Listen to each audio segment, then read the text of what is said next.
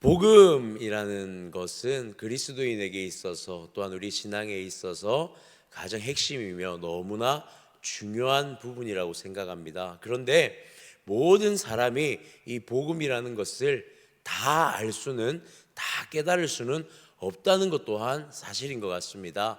하나님의 말씀을 읽고 하나님의 말씀을 듣고 예배의 자리에 참여하며 그 예배의 자리에서 분명히 함께하고 있지만, 복음이라는 것이 나에게 은혜로서 복음의 그 가치로서 온전히 다가오는 것이 모든 사람이 다 누릴 수는 없는 것 같습니다. 분명한 것은 복음에 대한 기대와 갈망이 있고 그 복음 가운데 누리기를 소원하는 그 간절한 마음이 하나님께 온전히 집중되어질 때에 비로소 그 복음이 하나님의 은혜 가운데 우리 가운데 주어지는 그것을 누리게 되는 것이 참 복음인 것 같습니다. 아무나 누구나 다 그저 보편적으로 다 누릴 수 있는 것은 아니더라는 것이죠. 사실 오늘 우리가 읽은 이 마가복음 4장의 말씀을 보게 되면 이제는 예수님께서 비유를 통하여서 천국의 비밀을 밝혀내고 있는데요, 우리가 너무 잘 알고 있는 내용입니다. 이 천국의 비밀을 밝혀냄에 있어 네 가지 땅에 뿌려진 그 씨앗의 비유를 오늘 마가는 이 본문의 말씀을 통해 드러내고 있는 것을 보게 되어집니다. 특별히 가버나움에서 이 그 사역이 4장에서는 이제 다시 갈릴리의 바닷가로 전환되고 있는 것을 보여주는데요, 이 갈릴리 바닷가로 전환되는 이 장면을 드러내고 기술하는 데 있어서도 마가는 분명히 그 의도가 드러나고 있다는 것을 우리가 좀 깊이 묵상하고 발견할 수 있어야 되는 것 같습니다.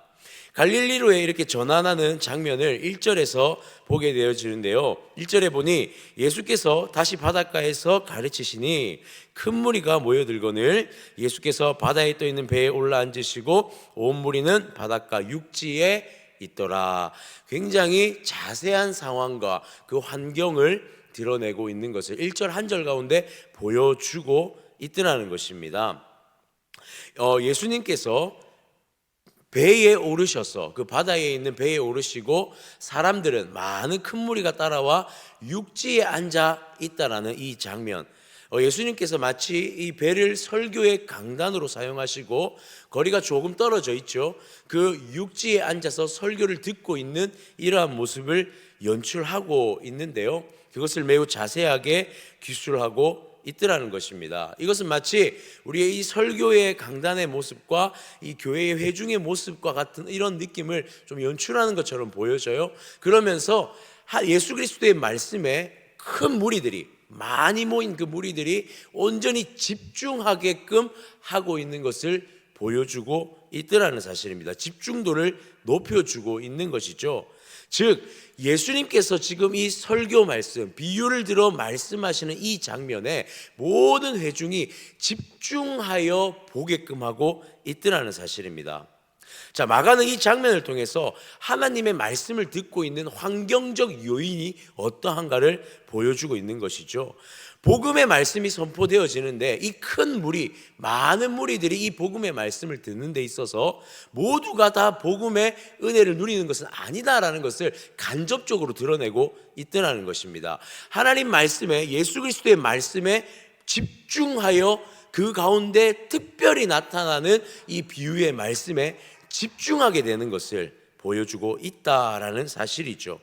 단순히 인기 강사 같은 그런 언변에 의해서 그 말씀을 듣는 것이 아니라 분명한 복음에 대한 가치가 하나님 말씀에 집중하고 하나님 말씀에 온전한 그 갈망의 마음이 있을 때에 그 가치를 발견할 수 있다는 것을 이 장면을 통해서 간접적으로 드러내고 있는 것입니다. 그리고 2절은요, 이러한 장면을 더욱더 강화시켜 주고 있는데요, 2절의 말씀을 보면 이렇게 기록합니다.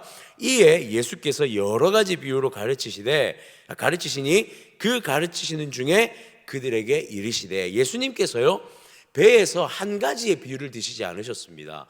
여러 가지의 비유를 말씀하고 계시죠. 그런데 오늘 우리가 보는 이 비유는 단 한 가지의 비유를 살펴봅니다. 무슨 비유입니까?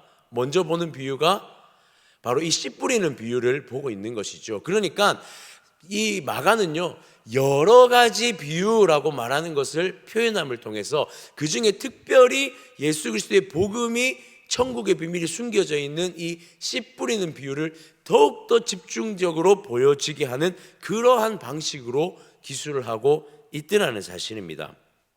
여러 가지 비유를 가르치시는 것, 그리고 3절에서 시작될 때에 다 또 한 가지의 그 씨 뿌리는 비유를 드러내고 있더라는 사실이죠. 자, 그러면 마가는 오늘 어떠한 비유, 이 씨 뿌리는 비유를 통해서 어떠한 집중이 이끌어내어지기를 보여주고 있을까요? 3절을 볼까요? 들으라, 씨 뿌리는 자가 뿌리러 나가서, 그렇게 말씀합니다. 여기서 집중해 볼 것은 들으라입니다. 들으라. 확실하게 예수 그리스도의 말씀에 완전한 집중으로 이끌어내죠. 들으라라는 말로 이끌어냅니다. 그런데요, 여기에 숨겨져 있는 하나의 단어가 더 있다는 사실을 우리는 발견해야 합니다. 무엇이냐면 바로 보라라는 감탄사입니다. 한글 번역에는 보라라는 단어가 표현되어지고 있지 않습니다.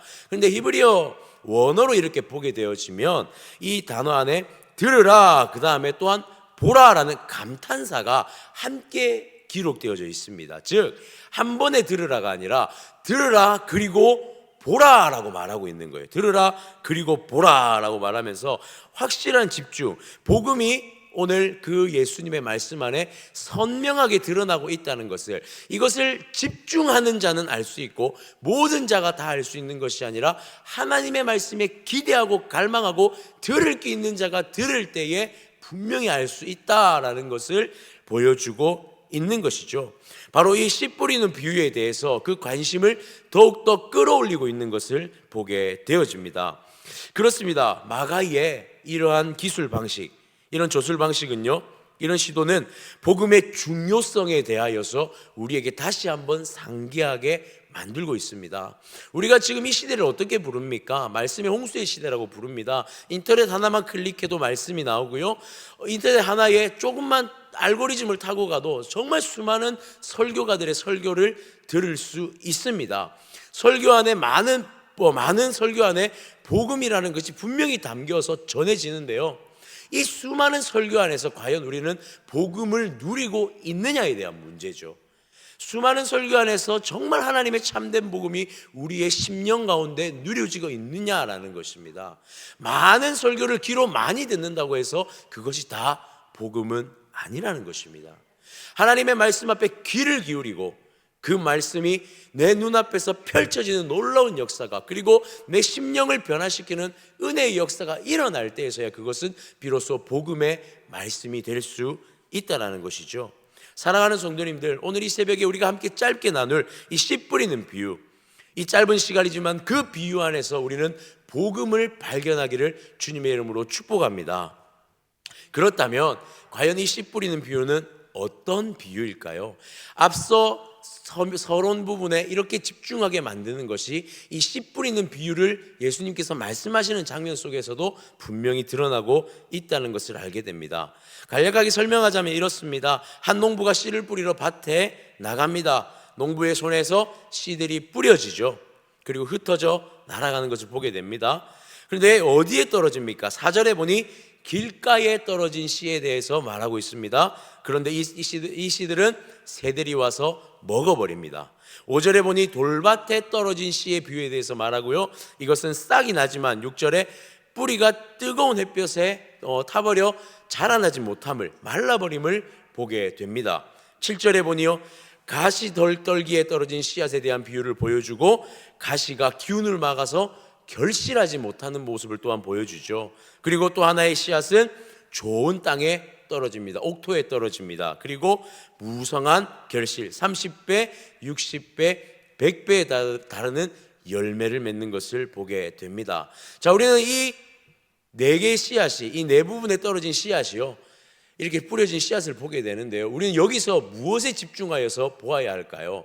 먼저 볼 것은요, 이렇게 볼 수도 있겠습니다. 농부에게 좀 집중할 수도 있을 것 같아요. 농부가 씨를 뿌리는 것, 농부가 준비했을 것입니다. 씨를 뿌렸을 때에 이 씨가 어떻게 하면 자라나게 될까, 거름도 뿌렸을 것이고요, 여러 가지 농부의 노력들도 분명히 포함되어져 있을 것입니다. 그런데 예수님의 씨 뿌리는 비유는 농부에 집중하고 있지는 않은 것 같아요. 그렇다면 씨앗 자체에 집중하고 있을까요? 이 씨앗이 어떤 씨앗인가에 대해서 집중하고 있을까요? 그것도 아닌 것 같습니다.